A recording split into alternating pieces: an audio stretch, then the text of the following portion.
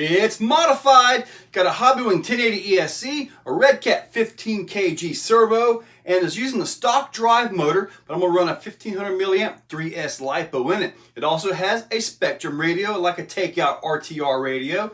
It really didn't need much. Now, if you want to see the install, keep on watching. If not, the bottom left corner is a time. That's where we go to give this thing a drive. Take a look. There are 4 screws, 1, 2, 3, and then one on the other side. They are Phillips head. Flip it over like this, and you can unplug the lights right there. So, yes. Now, what's interesting is this servo. It was actually proportional, so that's a good thing, and it is a 3-wire servo. I'm kind of wondering if I can actually make that work with the regular receiver. That would save me from having to get into here. But let's get that apart. So with that out of the way, time to peel off the steering servo. Well, not really sure what that is for. And these are your motor wires. Woo, that's a lot of power. Yeah, I'll just simply put some ends on that and call it a day. With the cover off, you can see the entire receiver, ESC, all that wonderful stuff. And underneath that, we have the batteries. Interesting. So those are the batteries, and now we pretty much have a clean slate to work with as soon as I get that unplugged. So the stock battery is 9.6 volts, 700 milliamps. It is a Li-ion, so with that, this thing is going to get 3S. Absolutely. I tried a few things with the servo. It appears this is a 5-wire servo here, and these 3 must go to a potentiometer, and these just power the motor. I can put power to these, and the motor, the steering will just simply turn one direction, flip them, and it'll turn the other direction. So, unfortunately, I've got to dig into the front. To get the front end out, there are 3 screws right to the top of the chassis. Just kind of go right down into them, take them out. Obviously, wires out. Now we can see right in here where the servo is. See if I can get this done one-handed. Doesn't look like it's going to work for me. There we go. So you see how that moved around in there. So hopefully I can just simply put a servo in there somehow, possibly glue it in place. To get this opened up, those screws right there have to come out, and it'll just split right in half. The motor's all the way over here, and here's going to be the potentiometer. Let's keep digging. There are a lot of screws that hold this thing together. This motor, that is huge for a servo. No wonder this thing had plenty of strength. It's a shame I've got to take that out. Take this out. Yep. Look at that. And now right here is going to be that potentiometer I was telling you guys about. Now, all this has to come out, and I've got to get a servo into here because I want it to line right up with this stock piece right here. So all this has got to come out. I want to point out something that all these big high-dollar RC companies need to take lesson of. The gears are greased. Ha! How about that? So this is what I've came up with for steering. I had to open this up a little bit and a little bit over to here. Had to take one of the ears off partially of the servo. I'm going to glue that into place. The servo horn is just simply going to move like this, and then that arm will move, and then we'll have steering with a real servo. Now, accuracy, it's not going to be all that accurate, but then again, nothing on this truck is accurate. So, and really just not too worried about it in all honesty. So, time to get gluing. While the steering is gluing in, I stuck a 1080 on it, did some little motor terminals to the stock motor and all that. So right now it's got a 3S in it. Let's see.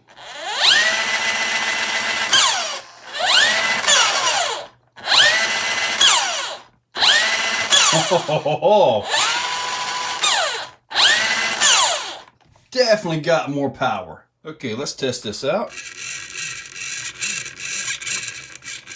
Not the most perfect way to turn, but I think it's going to work. To get this back on, definitely got to do some trimming. I've already opened that up, but I've got to go more. I've got to cut off all of that. I've already started the job. Got to continue cutting. So I got that trimmed out. And I still had a clearance issue. I've got to get the servo down below these ribs right here. So I had to pull this back out and trim this down, trim some of this away and that away. And once I've got that done, now this sits flush and this will actually clamp all the way down correctly. So now I get to re-glue the servo. Well, here we are.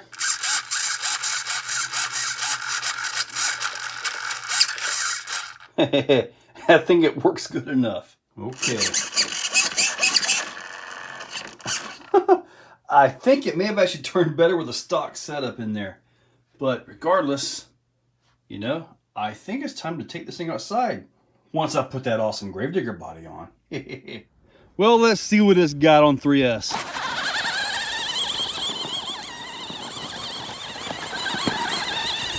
Moves a lot better. I have my doubts as to whether or not it's going to survive for long, but that moves good.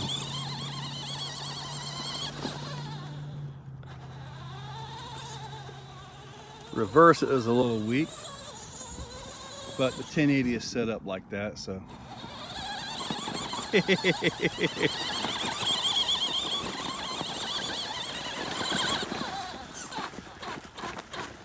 Of course, you know, we're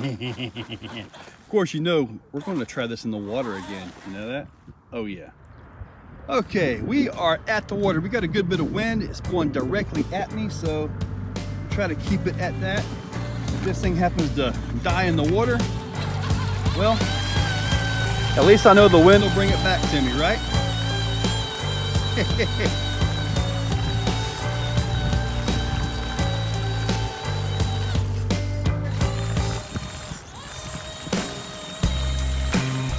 Definitely a lot better than what it was.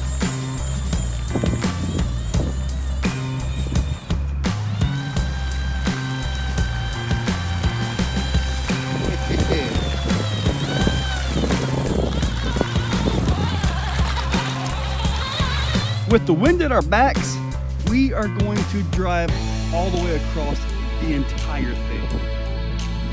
Oh yeah. Oh, you see that thing stop?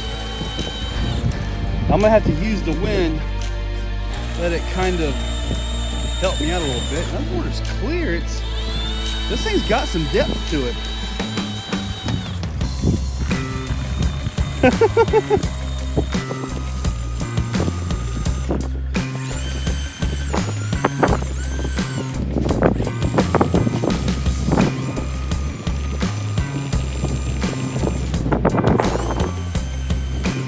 Likes to turn left. Yeah, this pond, you can see it's got some wind to it for sure.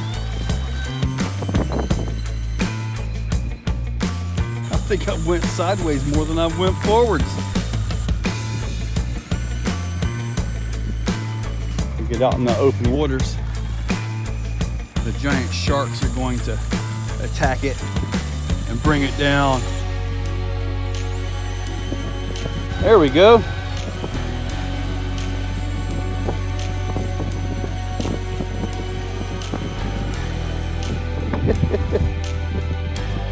Ooh, that wind is taking it right out to the middle. We're gonna let this get some distance on it here.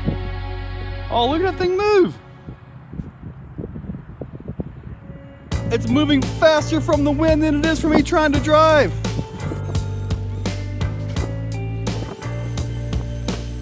One thing's for sure, if it does happen to not make it, I'm not out a lot of money here.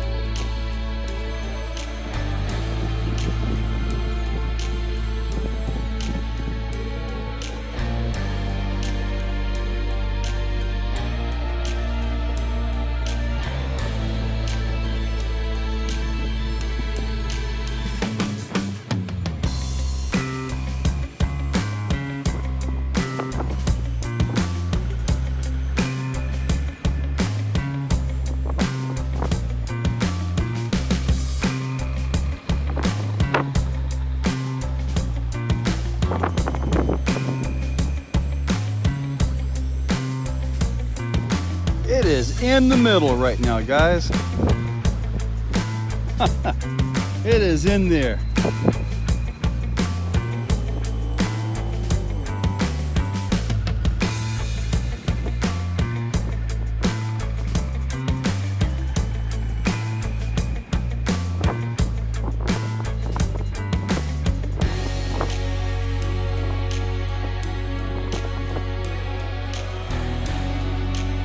Trying to drive, but it just doesn't work. It just wants to sit sideways with the wind. So it's kind of like just a big old floater right now. A big black and green wrecking machine floater. Woo, wind picked up, it's moving. We're going to actually make this all the way to the other embankment. This is gonna be awesome.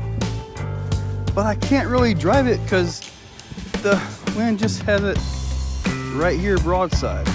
So, and without actually full steering control, it just doesn't help to drive it. We're gonna get there. We are going to get there.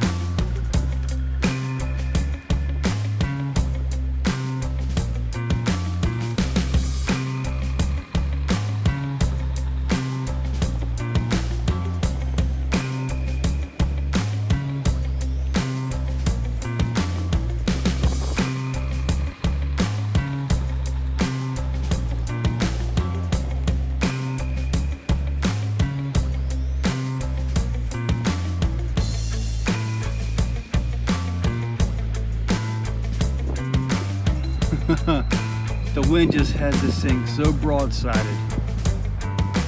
I'll put a sail on the front of it. That would probably, you know, keep it forwards and I could drive it.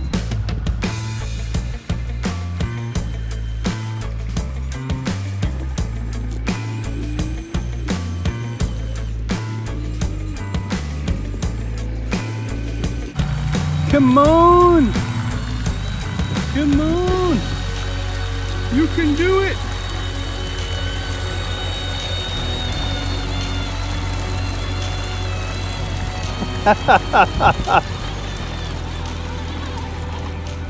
All right, it's out of the water. I'm about to say, there's no way I have enough juice to get up the hill. Yes, you can spin a tire. Well, guys, it's definitely got more power. It definitely floats, which it's floated before, but actually floats a little bit more. If I could turn this thing, I've got to come up with some kind of a way to turn it. Got to figure something out. I could put like a big rib all the way around the tire, just kind of glue it on there so it actually drive, but then when you get in, it'll kind of push a little bit. You think? Maybe? I don't know. But four-wheel drive just really isn't what it's meant to be, because that front end just does not lend itself to it. So, but that doesn't mean I may not try something else. But anyway, guys, hopefully you liked the video. First time driving all the way across that far with anything, so check that description for affiliate links. eBay, Amazon, AMain, especially AMain. Awesome place. I'll find this on Amazon and eBay for you guys. Hopefully the price is down. It kind of jacked up a little bit too high. But anyway, use those links in the description. It helps out the channel quite a bit with a little bit of a commission.